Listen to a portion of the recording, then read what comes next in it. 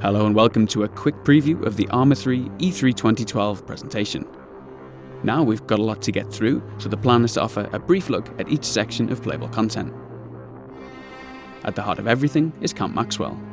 From this small military outpost, we've prepared activities, showcases, and even a short campaign mission, which are accessed directly via the camp in whatever order we like. Of course, at E3 itself, visitors to the Bohemia Battle Bunker booth are encouraged to get hands-on with it all and take a look at these things in as much splendid detail as they like, and at their own leisure. Alright, let's kick things off, starting with a wee jaunt around Maxwell. The 3D markers you see are prompts for where to find content. You might have already spotted the vehicle demonstration there, and in the background, the silhouette of a helicopter foreshadows an airborne showcase. More on those later. Trotting across in the light of our romantic sunset, you can get a peek at the weapon pool, something that those familiar with the Arma game mode may recognise. Now looking down into the valley, we can spot our firing drill activity, which puts players through a timed series of pop-up targets.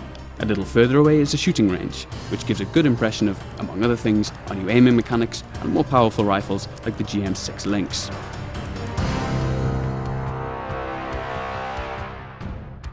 Alright, let's get serious now and crack on with the vehicle showcase.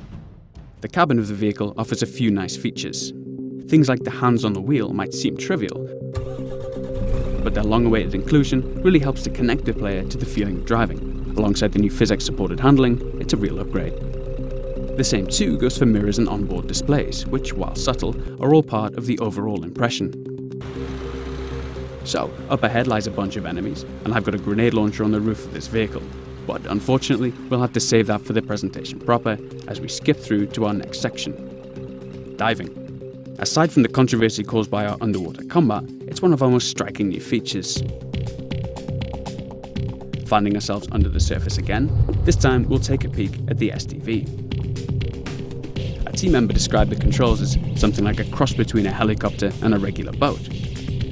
Now, since that doesn't really make any sense, it'll suffice to say that we've got regular control over moving forwards and back, a rudder to turn, and the direct control over our buoyancy. Moving on now to a real man's machine, a helicopter, we'll take a look at the terrain from above and finally get to the business of engaging an enemy. Skipping between the trees, we'll target a lightly armoured vehicle and take a look at radar installation Mike 26 from above.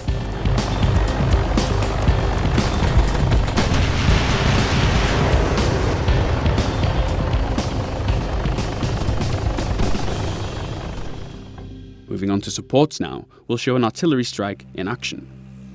I've called in a strike on this anti-aircraft vehicle in the centre of the scene. We're using some relatively lightweight shells here, but if we manage to get it finished, at E3 you might sneak a quick look at the new cluster bomb strike option, which I must admit is particularly satisfying. The night showcase helps us demonstrate some of the features we looked at in our recent lighting showcase trailer. One feature we didn't manage to show was the weapon-mounted lights. Switching it on, you can see the beam cast on the ground, which nicely highlights the new detail surfaces. Switching to third person, we'll take a brief look at night vision and demonstrate the ongoing work we're currently implementing with muzzle flashes.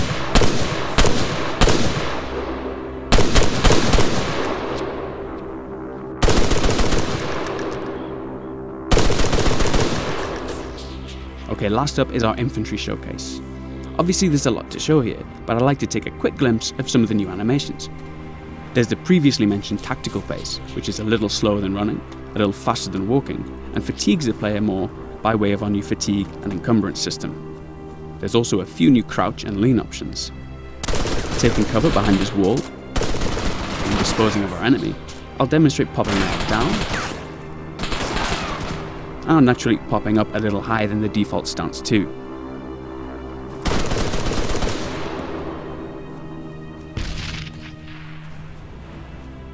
Well, that just about wraps up our E3 preview.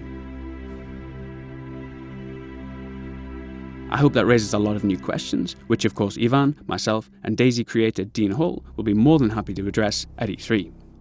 So if you want them answered, be sure to encourage your favourite gaming journalist to check out the Bohemia Interactive booth, where the team will also be showcasing Carrier Command and a few other surprises to boot, I'm sure. Bye for now.